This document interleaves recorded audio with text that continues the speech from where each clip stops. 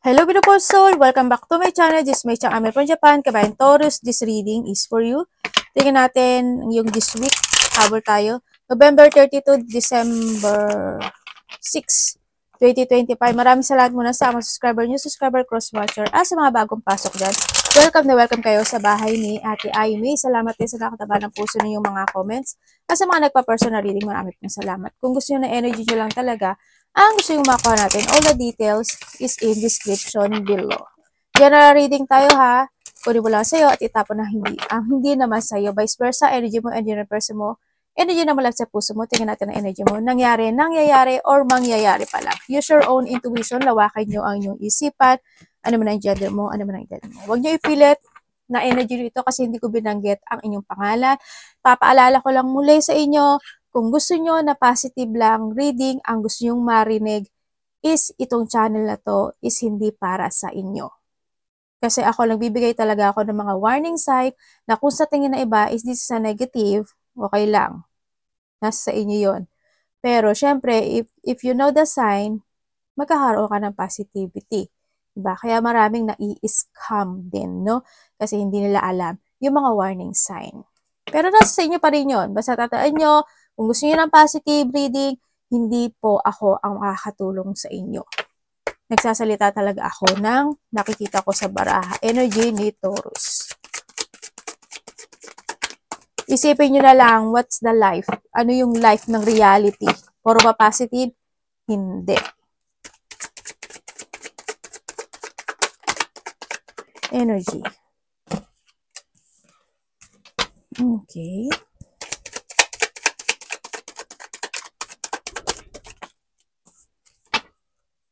Anong ibig sabihin, universe?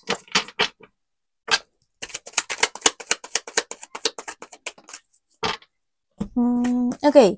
Energy mo this week. Energy mo this week? Meron kang goal or meron kang isang sitwasyon this week na pwedeng ito is hindi naman sa hindi magsa-success. Siguro na doon sa point na iisipin mo siya how to success. Ganyan. Yun na nakita ko ha. Inayos ko na yung ulo ko. Halimbawa,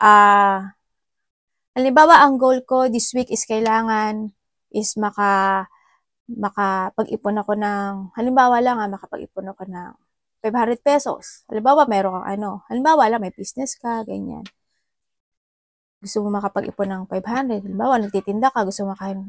Pero hindi man, makakamit siya, pero hindi ganun sa expectation mo. Pwedeng ganun o kaya isipin mo yung bagay mo, paano ko didesisyonan to, anong gagawin ko, paano ko to itatama, to success more or to success, may mga ganun.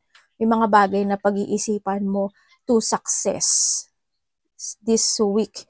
And then also, siguro nahandun din yung sitwasyon na may mga unfinished business ka na gagawin o i-finish mo siya this week, iisipin mo paano siya matapos this week. Yan, kung halimbawa may mga kota-kota, ganyan.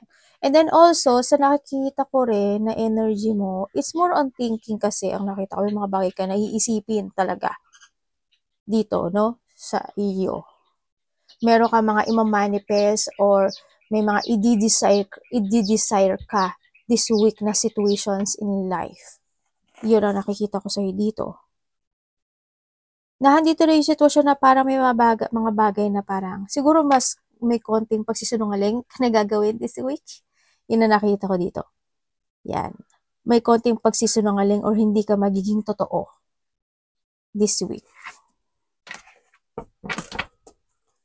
Ano parating?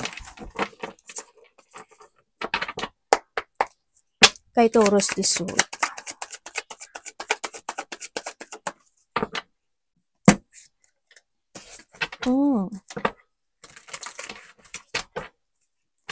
Parating.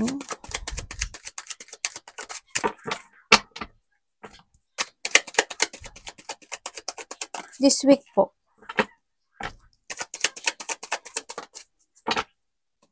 Ano pwede ko malaman dito yun? Lumabas talaga siya. Okay. Sana hindi kayo to, no? Ano po ito?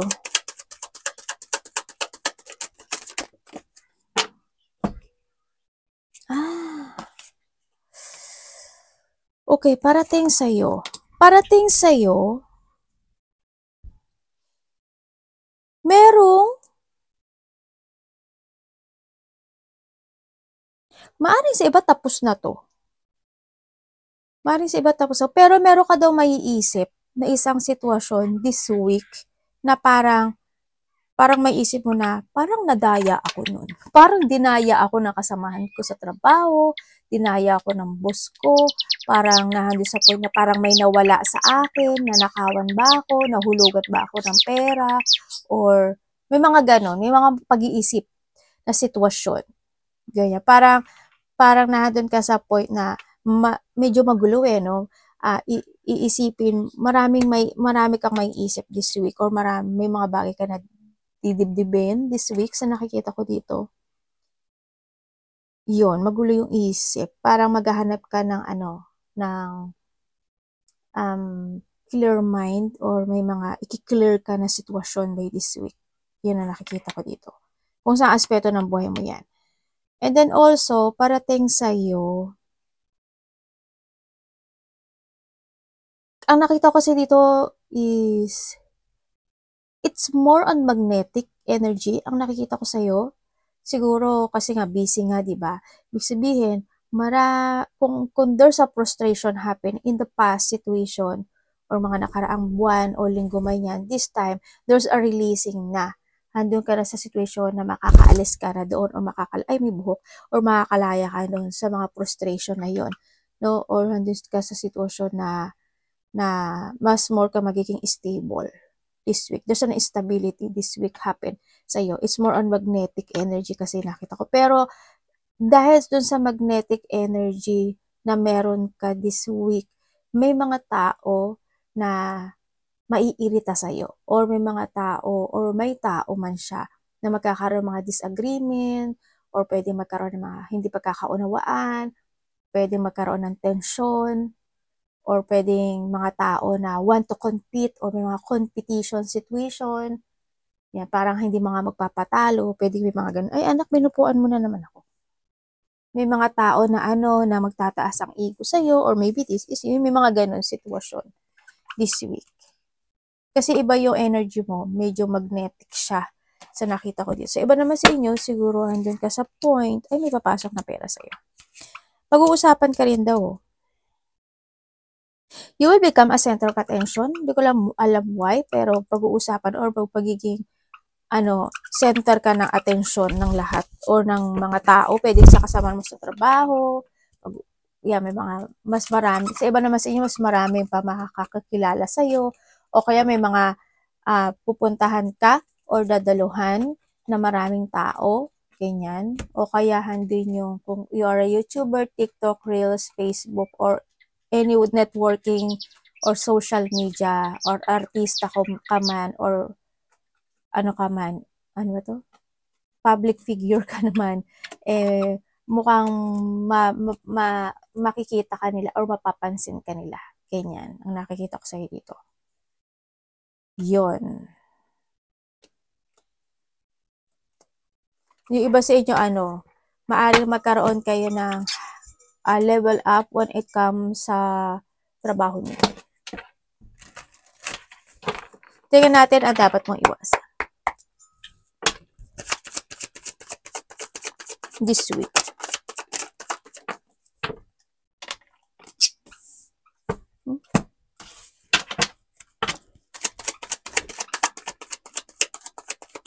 May mga pagtatalo talaga dito. Dito ha, may ay, ano ba yun?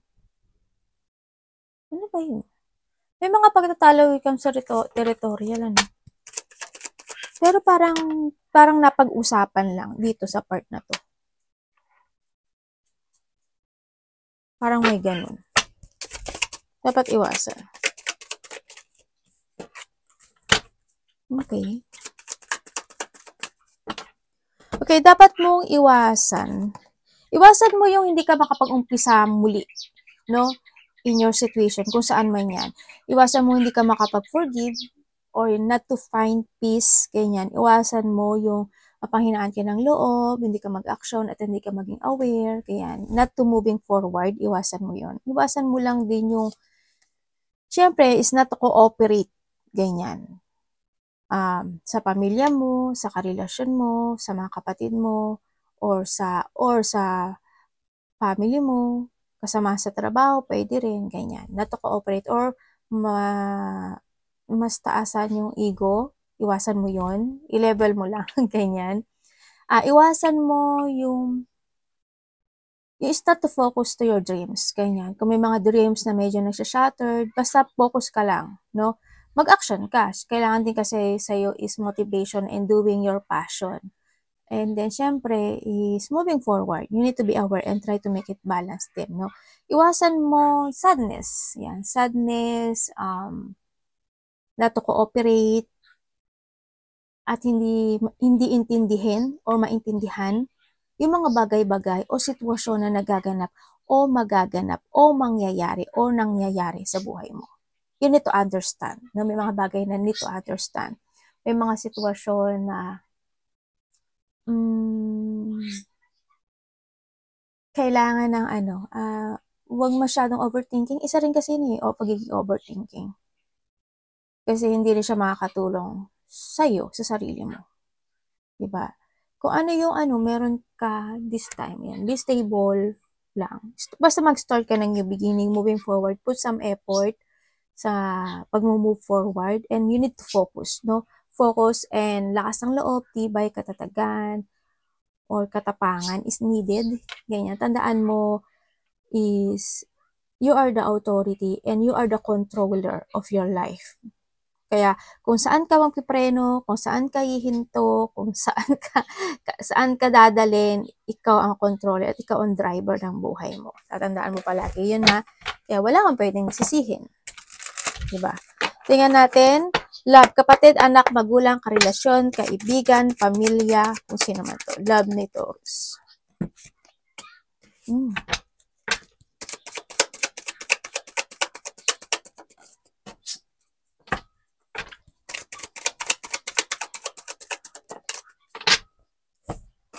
Okay, when it comes to a love,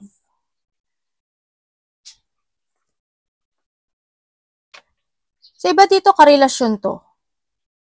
Or sa iba dito, to, kasama sa trabaho, kapatid. Ay, pwede rin magulang, dito. Okay, when it comes to a love this week, ang nakikita ko kasi dito, sana hindi kayo magkaroon ng conflict, malaki man o maliit yan, kung saang aspeto ng buhay mo yan. May conflict kasi, or may mga sitwasyon na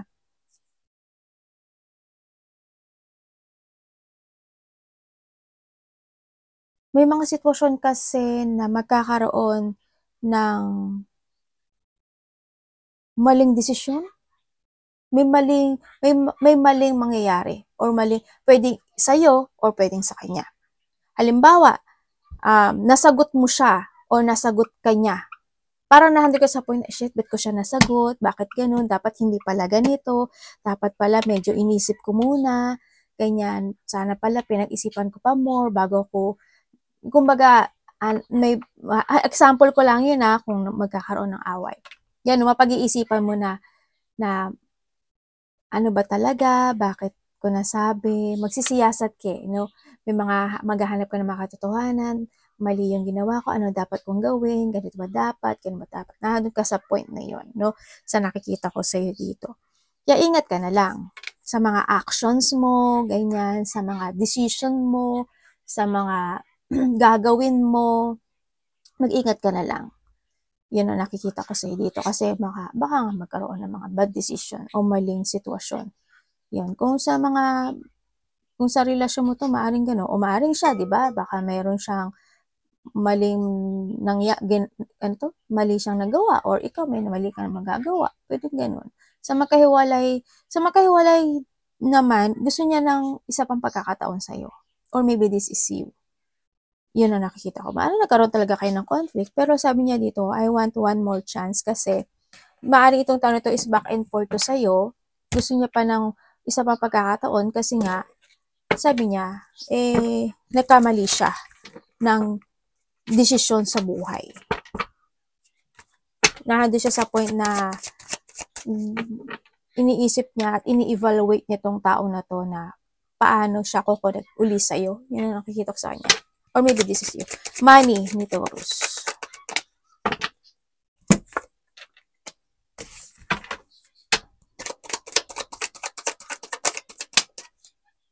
Money and work, isa lang to ha. Kasi, yun din naman ang ano, sa work mo, yun din naman ang nagiging pinatutunguhan. Okay, when it comes sa money mo, this week, ibig sabihin is, pagdating sa money mo, may mga maganda naman yung darating. Ibig sabihin, mga instant opportunity or this an instant instant success. Hindi siya ganun kalaki actually. Pero at least meron. Diba? There's a new horizon na magaganap o mangyayari when it comes to your money. Ibig sabihin, either marami kang irarush this week, ganyan, o magiging busy ka, marami kang action, marami kang movement, marami kang galaw, ganyan sa nakikita ko sa dito. And there's a successful naman sa nakikita ko sa iba sa inyo. Sa nakikita ko rin dito, mayroong parang biglaan na, alam biglaang alis, biglaang celebration, biglaang lakad na magaganap this week. Na maari siya na mapagkakagastusan mo din naman talaga, 'di ba? Maano ka na lang, maaring iba dito magdadalawang isip ka kasi sabihin mo ay kasi nga wala na kung medyo mahigpit sa pera, 'di ba? At mahirap sa pera.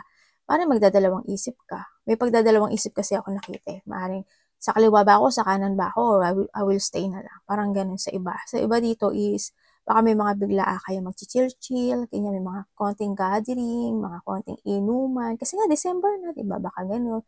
May mga konting isi-celebrate by this week. Yan na nakita ko sa ito. O baka yan naman is biglaan na may tao ka na pagbibigyan ng pera. Ganyan. O kaya bibigyan mo ng suporta, pwedeng ganun. Or siya ito sa'yo.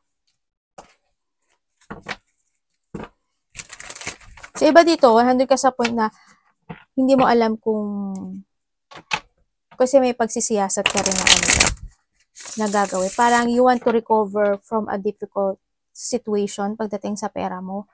Pero wag kang mag-alala kasi may parating sa'yo dito. May parating. Stability kasi ito May parating na maganda pagdating sa'yo. Kung lalo kung wala kang trabaho, may darating naman mga opportunity. Tsaka, you need to kailangan mo rin makapag-cooperate sa mga kaibigan mo kasi baka sila ang makatulong sa'yo, may mga sasabihin sila sa'yo na pwedeng ikasuccess mo, ganyan. Maglabas-labas ka rin. Hindi mo naman kailangan na gumastos ng malaki. Ganyan. Ba yan, anak? Tingnan natin ang, ano ba yan? Kapupunas lang ni mami, meron na naman. Ayan, binigyan ka na ng ng blessing. Umbusan tissue natin sa inyo, anak. Advice. Ito. Ang gamin ni anak.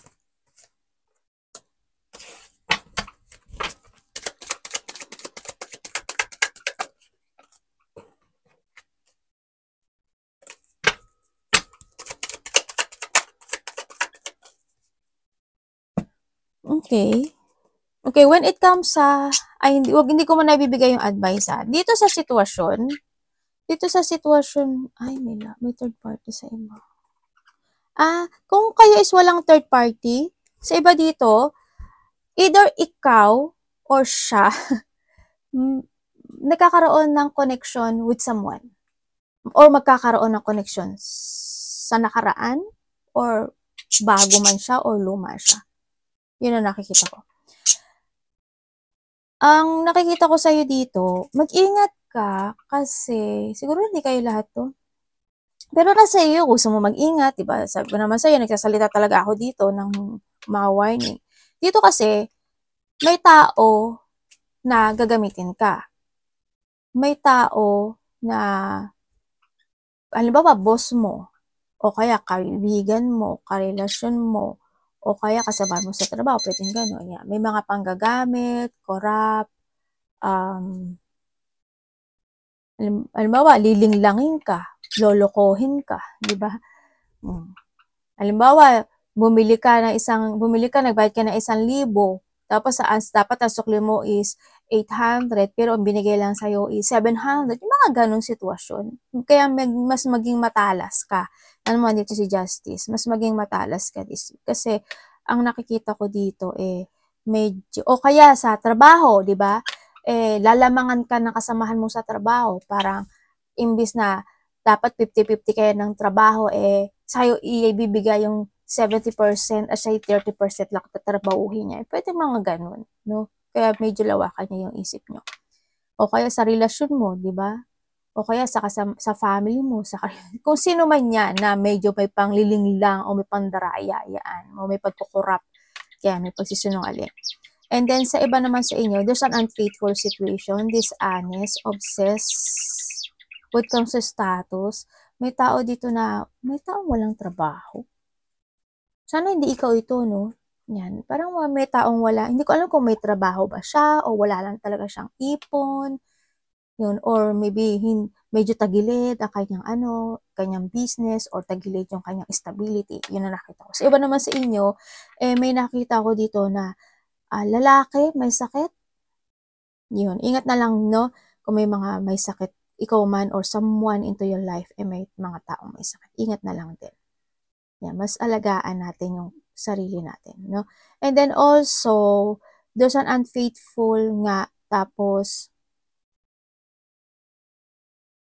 parang wala siyang pakialam kung masasaktan ka or hindi. Parang wala siyang pakialam din sa point na yun.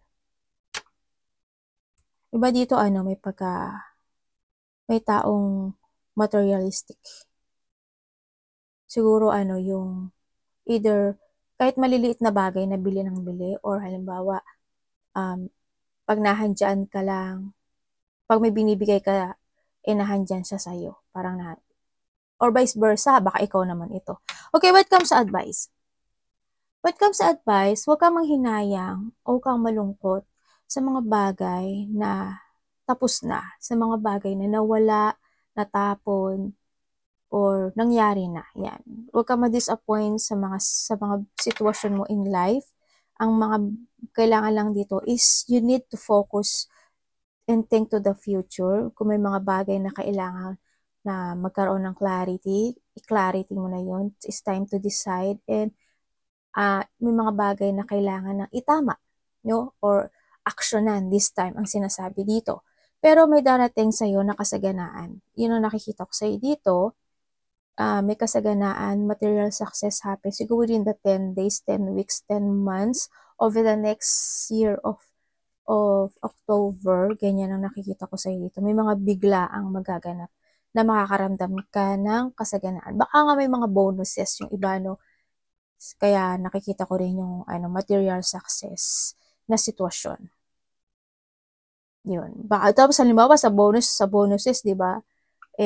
Yung pare-pareho kayo ng taon, halimbawa 3 years kayo nagtrabaho, tapos pareho kayo ng sahod, pareho din pero yung kabila mas maraming bonus tapos sa'yo. Pero at least may bonus ka pa rin. Pero hindi equal, 'di ba?